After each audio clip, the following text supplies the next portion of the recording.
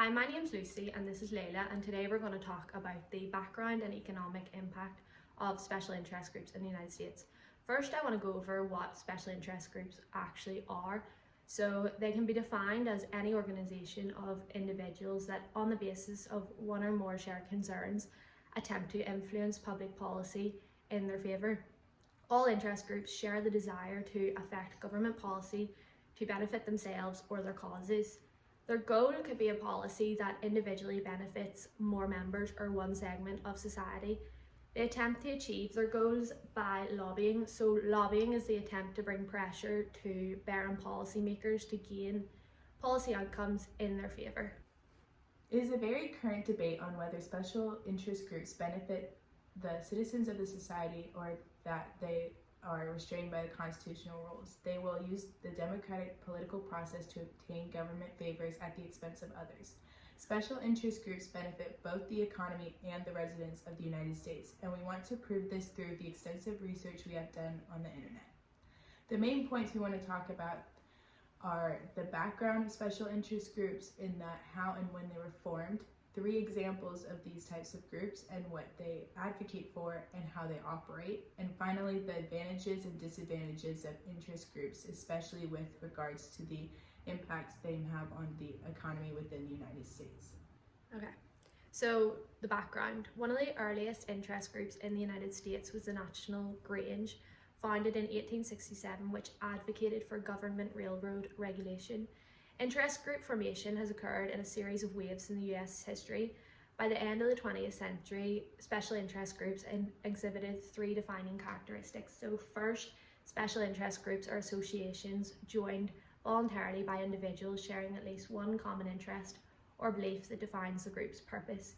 Second, special interest groups have an organizational structure, whether formal or informal, where persons routinely gather to assist their group. And third, special interest groups are non-governmental, so they can endorse candidates, but they do not nominate candidates. Groups generally fall into one of these categories: trade associations, unions seeking economic betterment for their members, or cause-related groups.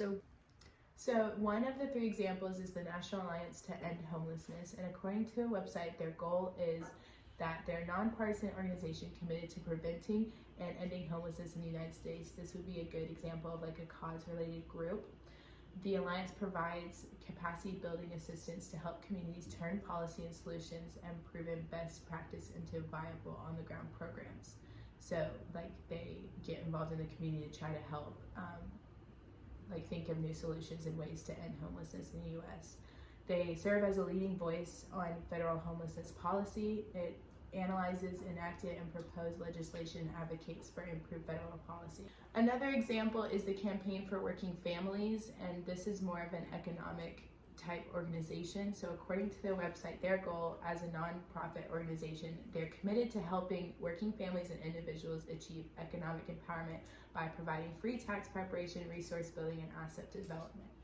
So they work to increase the economic viability of low-income working households so that they can plan for a stable and secure futures and participate in civic and community of life.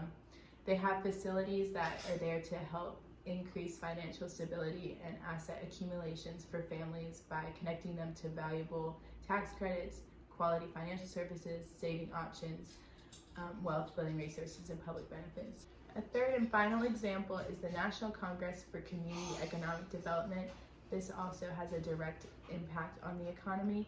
So according to their website, their main goal is to develop the technical capacity of country government practitioners that administer federal funded affordable housing, community development, and economic development programs benefiting low and moderate income households. So not only is this good for the economy, but it also helps people in general just being able to afford housing and everything, and also can go hand in hand with homelessness. They serve as a voice in Washington on budgetary, programmatic, and regulatory issues pertaining to community development, economic development, and affordable housing. So all of these 3 examples have one thing in common, is that they are all working together for a common goal to make a change in the US. Okay, so the next thing is the economic impact that special interest groups have on the United States. So a major advantage of special interest groups in the United States is that there is a certain emphasis of fairness at a local level. So although every person born in the world has the same initial chance of success, the actual chances to create something better are minimal for billions of people. This is due to chronic problems such as poverty, food insecurity, government corruption, fresh water availability, and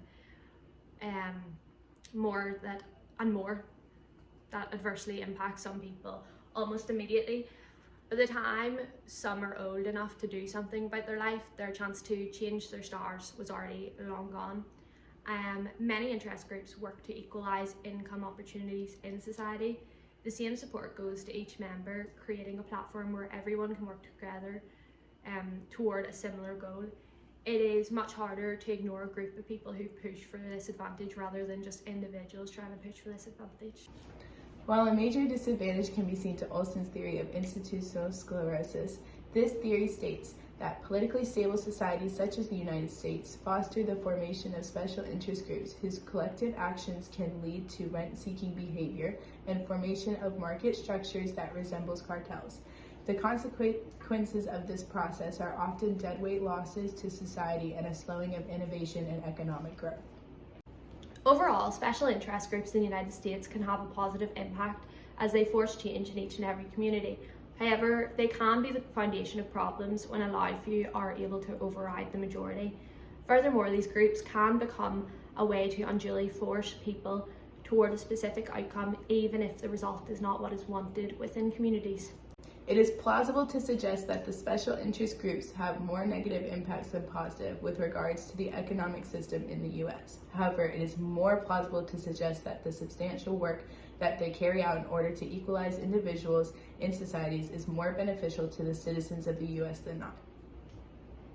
Thank you for listening.